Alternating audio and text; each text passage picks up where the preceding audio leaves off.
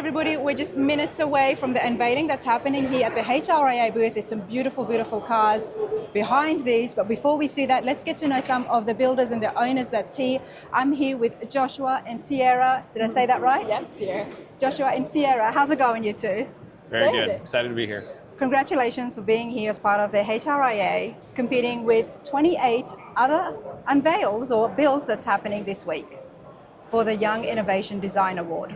It's huge. Joshua, I want to get to know a little bit about yourself before we see the brilliant car that you've got here. Yeah. Okay, Joshua, without spilling too much about what's under the cover, tell us what you've brought. It's a 1970 Charger. It's got a lot of custom sheet metal shaped details, lots of billet machine parts that we made in-house, and a new product that we're bringing, that we manufacture as well, that we'll be releasing next year.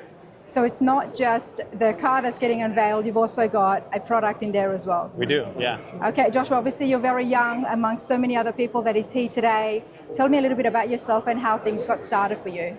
Yeah, so when I was in high school, I met a guy that lived up the road from me, Denny Olson. He had Streetrods by Denny. I was introduced to him through a friend, basically a neighbor, and I was building a Chevelle for myself. After kind of seeing what my dad had done with his wheelies truck in high school, that inspired me to pursue cars and always had liked it.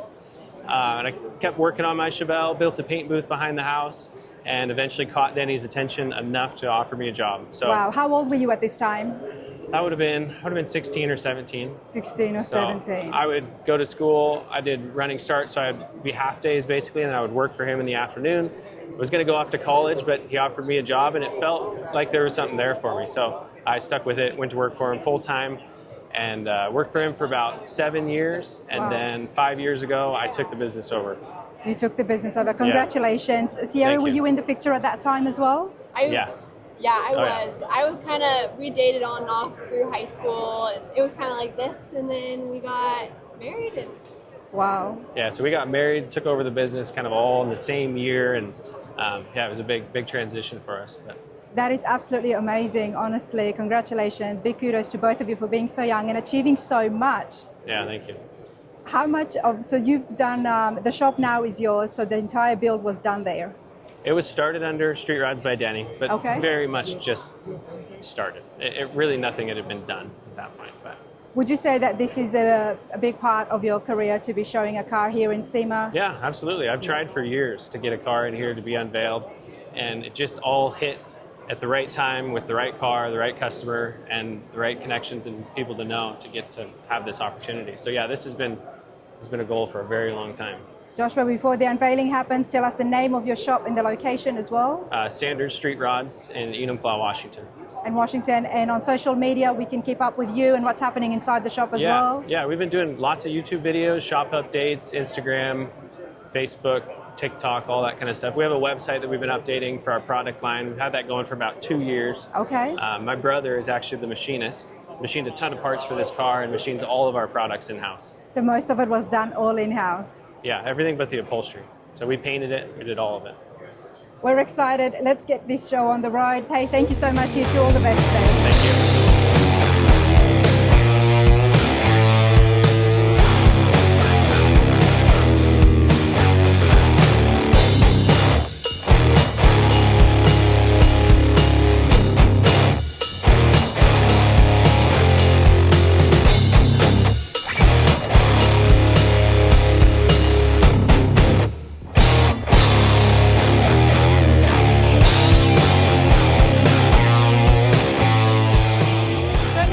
What I was expecting when those covers came off, but I certainly wasn't expecting so much carbon fiber and such a mean stance. But then again, it is a Charger.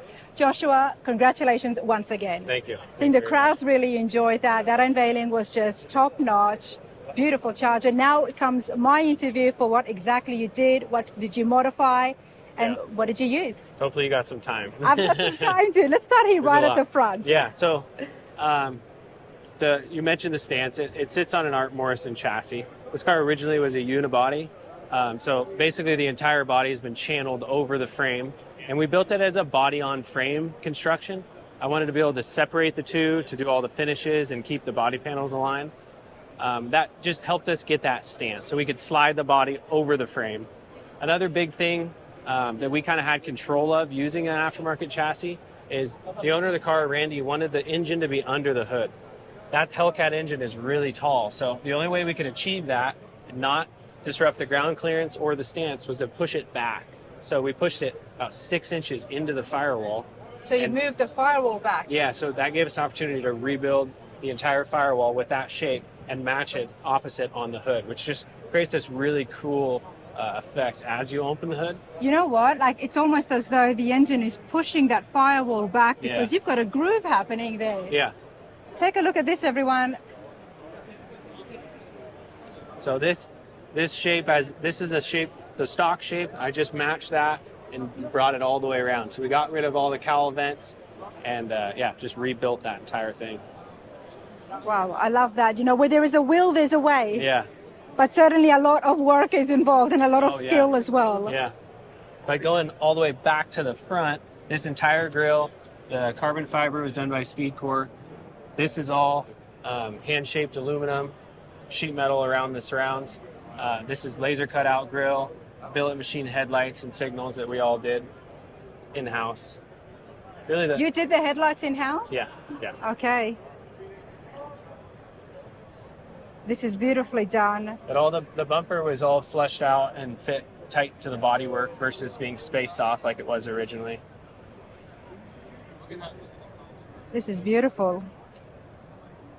And with the engine being pushed back, it created this huge space up in front of the engine. So it kind of worked out perfect for this car because with the supercharger and this high horsepower engine, we wanted to run an engine oil cooler and a supercharger cooler. So underneath all this shrouding, we got a PWR radiator here, and then a supercharger cooler angled here that vents into the wheel well, and an engine oil cooler on the opposite side that vents into the wheel well, similar to how like a Porsche design. So it gets all that hot air out of the engine bay. And all it's covered just beautifully with these panel work. Yeah, this is all hand-shaped aluminum. I wanted the shape of these panels to kind of look like an extension of the fender. I like it when parts look like they're made specifically for a car and use some of the lines. So there's a very slight amount of curve in the tops of these that matches the fenders. There's a slight belly in the fender here, and that curve is here too. So all those little things that I think just kind of help attract your eye to it and keep you looking. And I want people to look at it and be like, why does that work? Why does it look like that? And why does it fit with this car? So that's kind of always our goal. A lot of thought has gone into this build. A ton of thought. Yeah. Many years, but it has paid off. Yeah. There's so much details involved. Yeah. And only when we speak to the builders like yourself, we can actually understand exactly what's going on and why certain things just look so much more better than others. Sure. Because of that effort to keep things in seam, in line with each other. Yeah. This is beautiful. I'm absolutely loving it, Josh. Let's continue along here. Yep. Let's check out the wheels. Yeah, these are Rushforth wheel. We painted the bronze centers, kind of use that as our accent color throughout the engine bay and the interior and everything. Really happy with kind of how that popped. Big 305 tires in the front with 345s in the rear. And again, we can see the carbon fiber touches. Yep. It's not just there at the front and let go of. It's continued on into the mirrors as well. Yep. How bad was the condition, sorry Josh to cut you off, of the Charger when you started the work? It was not bad. It was a pretty clean car. It needed quarter panel work, which we modified those anyway, so that would have had to been changed anyway. So it was a pretty good car, but we still, with this chassis, we cut the entire floor out anyways. Okay, to make things fit, of course. Flush mount glass, shaved drip rails, just gives it a really smooth, kind of a more modern look. Very clean. It's got, this is a new product we're bringing out next year. We got 3 different models of this door handle. So it's an OE style, kind of refined handle that is a bolt-on. It uses a stock latch, but it converts from a push button that would have been originally here to a pull. Oh, nice. So they work really well. We've got 3 models coming out next year. Love it. You can pre-order on our Very website. entrepreneurial, Joshua. There's a lot happening inside that shop of yours. Where does the interior go? The upholstery, there's a lot of custom stuff. So starting with the dash, the bottom portion of the dash is all scratch built sheet metal and billet machine parts that my brother did. A lot of design from Tavis Highlander. and carrying down. Tony Miller at Stitches Upholstery did all the upholstery work. So he built the center console with some machine details from us, rewrapped the Recaros, scratch built all of this stuff. This is like a factory style armrest that incorporates the door handle, and this is all stuff we designed and machined. Not have expected that to be the door handle. Yeah. But it works and it looks good. We've got the Hellcat there.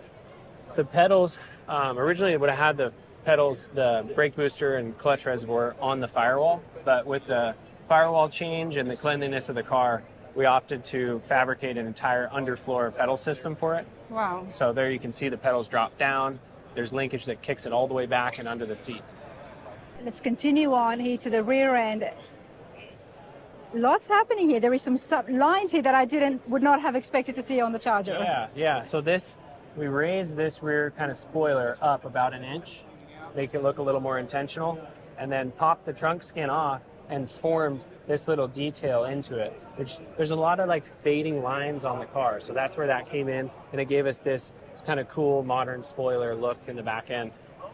But just kind of worked off of like some of the original shapes that were there. It's such a small detail. Nonetheless, there's still a lot of work in just achieving that. But it's really subtle. It's subtle, but it makes such a difference, doesn't it? Yeah, absolutely.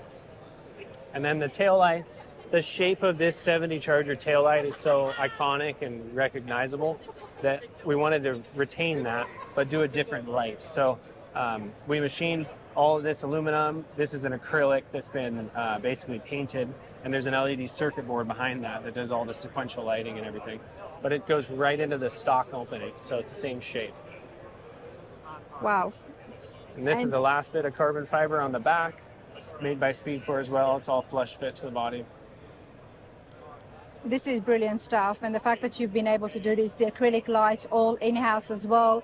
And obviously I'm guessing that they would be available for people at home if they're interested. They could reach out. We have lots of products that we have on the market. I'm not going to bring these ones right away, but if somebody's interested, they can certainly reach out. Sometimes I'm thinking about custom work if people are at home working on projects. Oh, absolutely, yeah. We're set up really well to quote and machine parts for other shops too. So if somebody wants something made. And remind us again, where are you located? We're in Enumclaw, Washington. In Washington. South of Seattle. Okay, south of Seattle.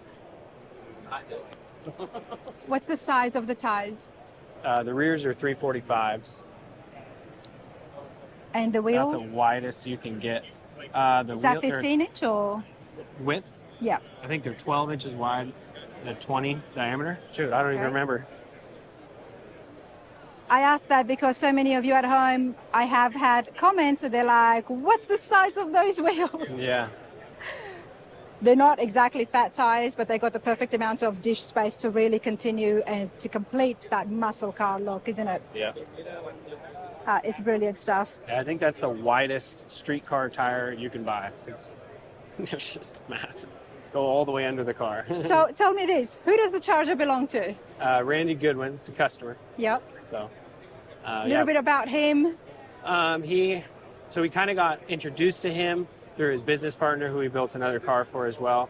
And by chance, I coached his nephew's soccer team. I mean, very much hometown kind of thing. So him and his business partner have become great friends and customers. So we got a good relationship. And yeah. And what was his reaction? Was he involved with the build, or did he just let you guys do what you needed to do? He was involved, but he was kind of more leaned on us to give influence of design details and kind of provide ideas. I would often come to him with several different ideas and directions we could go and let him choose, but he was pretty open to hearing what we had to say. Joshua, where do your skills and background come from when it comes to building and being so innovative, especially with making the parts? And I mean, my dad's he's a builder. He's very creative.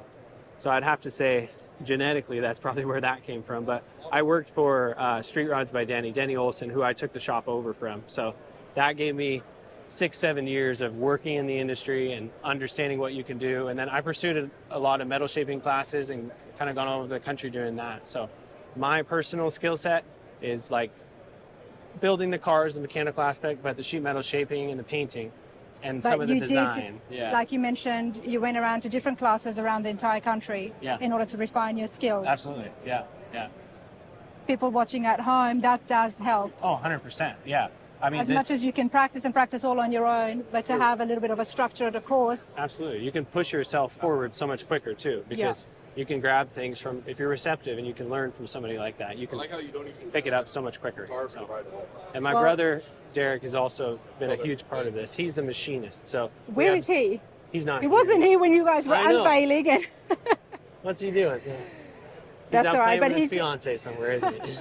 he's the machinist, so he does. Do you have CNC in house? Yes, we do.